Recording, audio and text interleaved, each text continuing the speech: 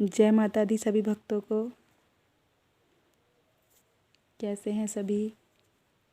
आशा करती हूँ सभी अच्छे होंगे। मेरी गुरु माँ, मेरे महादेव, मेरी महामाई की कृपा से। जय करा गुरु मांजले का, बोल साचे दरबार की जय। जय करा माँ दुर्गे भद्रकाली का, बोल साचे दरबार की जय। जय करा मेरे गणेश जी महाराज का, बोल साचे दरबार की जय। जय करा मेरे भोले बाबा का, बोल साचे दरबार की जय। गुरु माँ, आपके चरण कमलों में कोटि कोटि प्रणाम। माँ कैसे हो आप? आपको बहुत मिस कर रहे हैं माँ, बहुत सारा लव यू आपको। आज मैं आप सबको एक शिव भक्त की कथा सुनाने जा रही हूँ। भोले बाबा की महिमा है इसमें। अगर मुझसे कोई गलती हो जाए, कोई त्रुटि हो, तो गुरु माँ के चरणों में, महादेव के चरणों में क्षमा याचना चाहूँगी, बाबा से, माँ से। शिवरात्रि आ रही है। ये शिवरात्रि पे माँ, मेरे महादेव, मेरी गुरु माँ सब पर अपनी कृपा बनाए, सबको ढेर सारा आशीर्वाद दें। मेरी भोलेनाथ के चरणों में यही अरदास है, गुरु माँ के चरणों में, माँ के चरणों में यही अरदास है, सबका कल्याण हो। चलिए कथा शुरू करते हैं। तो दो शिव भक्त थे। एक का नाम था धर्मात्मा ब्राह्मण वेद प्रिय जी, और एक का नाम था बालक गोप श्रीकर। ये महादेव के बहुत ही बहुत ही बड़े भगत थे। बहुत ही शिव जी को सच्चे दिल से आराध्य, बस हर समय शिव शिव करके बाबा की भक्ति में लीन रहते थे। तो जो बालक था श्रीकर, वो बहुत भोला था, छोटी सी उम्र थी। एक दिन वेद प्रिय ब्राह्मण जी जो थे, वो अपने 4 शिव भक्त पुत्रों के साथ में पूजा कर रहे थे, शिव जी की आराधना कर रहे थे। तो वहीं पास में जो श्रीकर बच्चा था, बालक था, वो अपनी माँ के साथ गाय चराने आया हुआ था। उसने देखा ये सब क्या कर रहे हैं। उन्होंने पूछा अपनी माँ से कि माँ ये सब क्या कर रहे हैं, चलो देखते हैं। तो उनकी माँ बोली, बेटा हमारे पास समय नहीं है, ये पूजा कर रहे हैं। कि माँ चलो देखते हैं। तो गई उनकी माँ थोड़ा पास में, उन्हें पूछा माँ। तो बार बार माँ के से पूछने पे माँ ने कहा, बेटे शिव आराधना कर रहे हैं, ये भोले बाबा हैं, ये जो तुम शिवलिंग देख रहे हो ये महादेव की स्वरूप है। इनके बेल पत्र चढ़ाने से ये प्रभु खुश होते हैं, अपने भक्तों को दर्शन देते हैं। ओम नमः शिवाय का जाप करने से प्रभु खुश होते हैं, अपने भक्तों की मनोकामना पूर्ण करते हैं, दर्शन देते हैं। अब ये सब बातें सुनकर श्रीकर के मन में भक्ति जाग गई। जब श्रीकर के मन में भक्ति जागी तो उसने बोला कि माँ मैं भी करूँगा ये पूजा। उनकी माँ ने कहा, नहीं बेटा हमारे पास इतना समय नहीं है, ये पंडितों के काम है। तो श्रीकर ने कहा, ऐसा क्यों माँ, क्या पंडितों के भगवान अलग हैं और हमारे भगवान अलग हैं? तो उनकी माता ने कहा, नहीं बेटा बात ये नहीं है, बात ये है कि हमारे पास इतना समय नहीं है,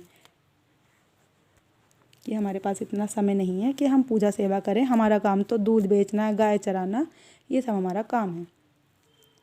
अब श्रीकर के मन में तो लगन लग गई थी।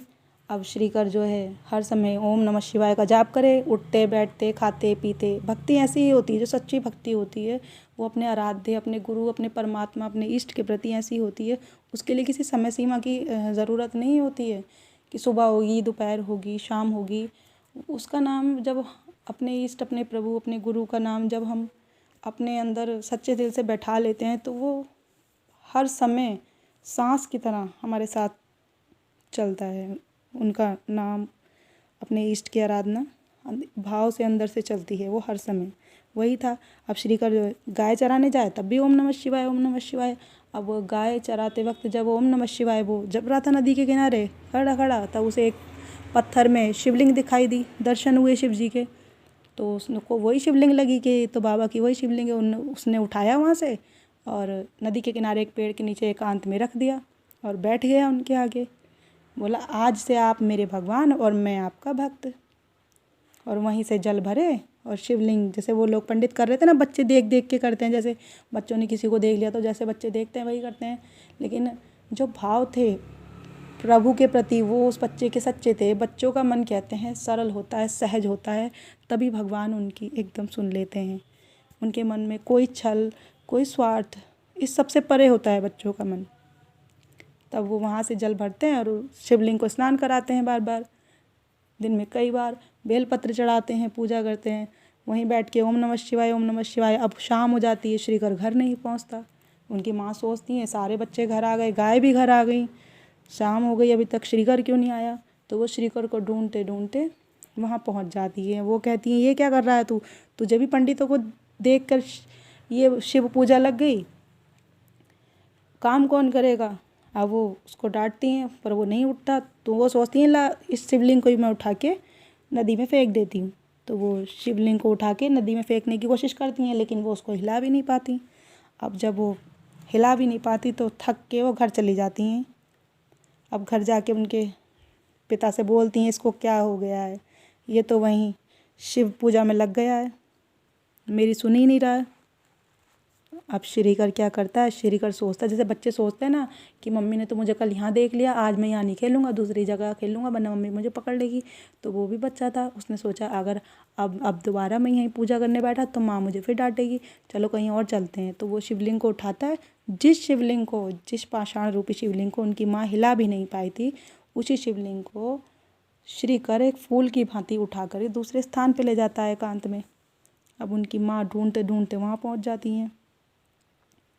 वहाँ बोलती हैं जाके कि काम कौन करेगा, फिर वही बात बोलती हैं वो काम कौन करेगा, तेरा शिव बाबा करेगा क्या, तो चलता क्यों नहीं है। अब श्रीकर को देख के बच्चे भी बैठे थे वहाँ पे ओम नमः शिवाय करने, कहते हैं ना एक बच्चों के साथ और बच्चे भी बैठ जाते हैं। अब अच्छाई से अच्छाई जागृत होती है, बुराई से बुराई होती है और भक्ति से भक्ति। तो वही हो रहा था, वो जब बच्चा श्रीकर कर रहा था तो और बच्चों को भी लगन लगी कि हम भी यही ऐसे ही करते हैं, श्रीकर की तरह पूजा करते हैं। अब वहाँ उनकी माँ ने उनको बहुत डांटा, बोला कि तेरा घर का काम कौन करेगा, तेरा शिव बाबा करेगा क्या। तो वहाँ से एक पेड़ की टहनी तोड़ती हैं और श्रीकर को पीटने लग जाती हैं। और घर पर जब वो ये बोलती हैं कि तेरा बाबा करेगा क्या काम, तो श्रीकर का रूप धारण करके महादेव भोले बाबा घर पहुँचते हैं। घर पे उनके पिता होते हैं, भोलेनाथ श्रीकर के रूप में सारा काम करते हैं घर पर। तो इधर जब वो उनकी कमर पे श्रीकर की उनकी माँ टहनी मार रही होती हैं तो वो श्रीकर की पीठ पे नहीं लगती, जाके भोले बाबा की पीठ पे लगती है। श्रीकर को तो कोई फ़र्क ही नहीं पड़ता। तो इसीलिए तो कहते हैं जब हम अपने आराध्य की पूजा में बैठते हैं, अपने गुरु की, अपने भगवान की पूजा में बैठते हैं, तो हमारी रक्षा हमारा इष्ट, हमारा प्रभु स्वयं करता है। तो वही काम हो रहा था, इधर भगवान भक्त का काम कर रहा था और भक्त भगवान की पूजा कर रहा था। तो जब हम अपनी भक्ति में बैठते हैं, पूजा में बैठते हैं, तो हमें अपने इष्ट पे छोड़ देना चाहिए, अपने गुरु, अपने प्रभु पे सब कुछ छोड़ देना चाहिए और अपनी अब श्रीकर की माँ उनके पिता से कहती हैं कि कितना क्या हो गया है तुम्हारे बच्चे को, ये तो मेरी सुनता ही नहीं है। तो उनके पिता कहते हैं नहीं ऐसा नहीं है, तू नहीं जानती, वो घर का सारा काम करके अभी अभी गाय चराने गया। श्रीकर की माता कहती हैं ऐसा कैसे हो सकता है, मैं तो उसे अभी वहाँ छोड़ के आई, वो शिव करने में लगा है। तो वो कहते हैं अगर तुझे यकीन नहीं होता तो तू चल के देख, तू चल कर देख। जब वो घर आ जाती हैं और गुस्सा करती हैं तब उनके पिता कहते हैं तू चल कर देख, वो सारा काम करके अभी जंगल गया है, चल मैं तुझे दिखाता हूँ। तो वो जाकर देखती हैं वो तो गाय चरा रहे होते हैं। अब वो बोलती हैं कि बेटा मैंने तुझे बहुत मारा, तू तो यहाँ काम कर रहा है कि तू, लेकिन मैं तो तुझे वहाँ छोड़ के आई, तू यहाँ कैसे आया। तो वो तो महादेव थे ना, वो कहते हैं माँ मैं यहाँ भी हूँ और वहाँ भी हूँ, और माँ मैं पूजा भी करूँगा और काम भी करूँगा, ऐसे करके बोलते हैं वो। अब जहाँ वो वेद प्रिय महात्मा जी अपने बेटों के साथ पूजा कर रहे थे और भी जगह जो शिव पूजा में लगे थे, तो वहाँ पे राजा दूषण जो था, उसके राक्षस दूषण, उसके जो सैनिक थे उनको परेशान करने पहुँच गए कि बंद करो शिव पूजा, हमारे राजा की पूजा करो, राजा दूषण की पूजा करो, उसकी जय जयकार करो। तो वो तो नहीं मानते कि हम तो शिव आराधना कैसे छोड़ दें, तो वो उनको मारा पीटी करते हैं। फिर वहाँ से हट के वो वहाँ पहुँचते हैं जहाँ श्रीधर बैठा होता है, वहाँ भी वो यही करते हैं। अब श्रीधर तो अपनी पूजा में मस्त लगा, अपनी लगन में। तो जब वो बच्चा नहीं सुनता उनकी, तो वो राक्षस क्या करते हैं, शिवलिंग को उठा के फेंकने की कोशिश करते हैं। वो शिवलिंग को उठा नहीं पाते। जब उठा नहीं पाते, सारे सैनिक ज़ोर लगा लेते हैं लेकिन वो उसको हिला भी नहीं पाते, तब वो उस शिवलिंग पे प्रहार करते हैं अपने शस्त्रों से। तभी शिवलिंग को जब वो खंडित करने की कोशिश करते हैं तो उसमें से एक ज्वाला निकलती है जो उनको जला देती है। जब वो उनको जला देती है तो उनमें से कुछ सैनिक डरते भागते अपने राजा के पास पहुंचते हैं कि कोई नहीं मान रहा आपकी, सब अपनी अपनी चला रहे हैं, सब शिव की पूजा कर रहे हैं, आपकी पूजा कोई नहीं कर रहा। अब दूषण को गुस्सा आता है। दूषण भूल जाता है कि उसे ब्रह्मा जी से क्या वरदान मिला था। दूषण राजा जो था वहाँ का, दूषण का भाई पूषण, उससे उसका झगड़ा था। उससे बदला लेने के लिए उसने ब्रह्मा जी की तपस्या करी। ब्रह्मा जी की तपस्या करके वरदान मांगा अमरत्व का, अमर होने का। लेकिन ब्रह्मा जी ने कहा ऐसा तो नहीं हो सकता, जो जन्मा है वो मरेगा ज़रूर, मृत्यु के काल के मुंह में जाएगा ज़रूर। तब एक ब्रह्मा जी बोले इतना कर सकता हूँ कि मैं देव दानव मानव इनमें से तुम्हें कोई नहीं मार सकता। तो दूषण ने कहा ठीक है। अब लेकिन ब्रह्मा जी ने साथ में ये भी कहा अगर तुमने किसी शिव भक्त को प्रताड़ित किया, तंग किया, तो तब तुम्हारा अंत निश्चित है। अब उसको तो इतना घमंड हो गया, वो वहाँ से वरदान लेके घर पहुँचा, अपने भाई के महल पहुँचा। वहाँ उसने अपने भाई को ललकारा क्योंकि उसको तो पता था मैं मर नहीं, मुझे कोई देव दानव मानव तो मार नहीं सकता। और अपने भाई के साथ वो द्वंद्व युद्ध करता है, उधर अपने भाई को मार देता है राजा पूषण को। अपने भाई को जब मार देता है तो वहाँ के राज्य का राजा हो जाता है। तो वो ये भूल जाता है कि मुझे शिव भक्तों को प्रताड़ित नहीं करना है। अब वो सोचता है जब शिव भक्ति ही नहीं होगी मेरे राज्य में तो शिव भक्त कहाँ से होंगे, इसलिए वो सबको तंग करता है ताकि शिव पूजा ना हो। शिव पूजा नहीं होगी तो भक्ति नहीं होंगे और मैं उनको कुछ कहूँगा नहीं। लेकिन इस मूर्खता में वो सब भूल जाता है और शिव भक्तों को ही प्रताड़ित करता है। अब जब वो खुद वहाँ पहुँचता है जहाँ श्रीकर बैठा होता है, तब वहाँ से जाके फिर बोलता है कि बंद करिए पूजा, मेरी पूजा कर, मेरा नाम ले। अब आकाशवाणी होती है कि सावधान हो जा, तेरा सर्वनाश होने वाला है। तब वो बोलता है कि नहीं, मुझे कोई नहीं मार सकता, मुझे काल भी नहीं मार सकता। तब महादेव प्रकट होते हैं और उससे कहते हैं कि तू काल की बात करता है, मैं कालों का काल महाकाल हूँ। और ये कहकर प्रभु उसे भस्म कर देते हैं। जब प्रभु उसे भस्म कर देते हैं तब उसी भस्म से प्रभु अपने शरीर पर श्रृंगार करते हैं, अपने शरीर पर लगाते हैं। और वहाँ पर वेद प्रिय जी जो होते हैं वो भी आ जाते हैं, उनके 4 पुत्र भी आ जाते हैं उसी शिवलिंग के दर्शन करने, श्रीकर के दर्शन करने। तो शिव जी उनको भी दर्शन देते हैं और कहते हैं मांगो क्या मांगते हो, मैं तुम्हारी भक्ति से प्रसन्न हुआ हूँ। तो वेद प्रिय महात्मा जी कहते हैं प्रभु मुझे तो आपकी जन्म जन्मांतर की भक्ति चाहिए, क्योंकि एक सच्चा भक्त अपने प्रभु से भक्ति ही मांगता है, उसके नाम का स्मरण ही मांगता है, क्योंकि सच्चा धन वही होता है और सब तो सांसारिक चीज़ है, साथ नहीं जानी साथ नहीं रहनी। सिर्फ ये भक्ति ही है जो हमें हमारे इस जन्म में नहीं हर जन्म में हमको तार देती है। गुरु का साथ और ईश्वर की भक्ति ही है जो हमें सत्य मार्ग पर चलाती है, मोक्ष की प्राप्ति कराती है।